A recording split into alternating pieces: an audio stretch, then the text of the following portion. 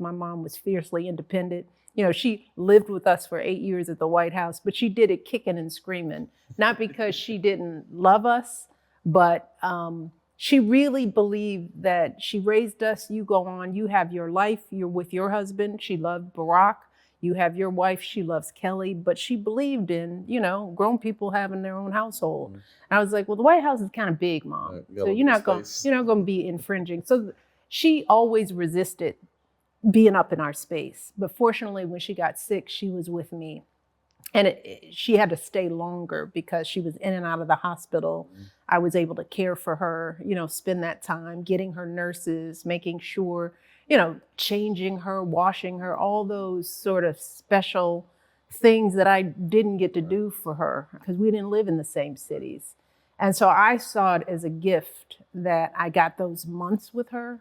Uh, and in that process, we were kind of saying goodbye almost Mhm. through it all. I remember I shared this on another podcast that one day me and mom were sitting on the couch in the guest house where she was staying on our property, and I was just holding her hand. We were watching Judge Judy or something like that, and she leaned over and she says, "Man, that was quick." And I said, "What do you mean?" And she said, "Life."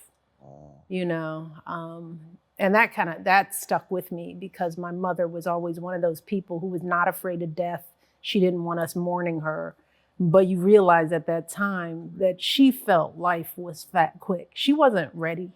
Mhm. Life was too good. And you think you're going to be ready, but you realize that when you got a good life and you're surrounded by the people you love, you want it to go on.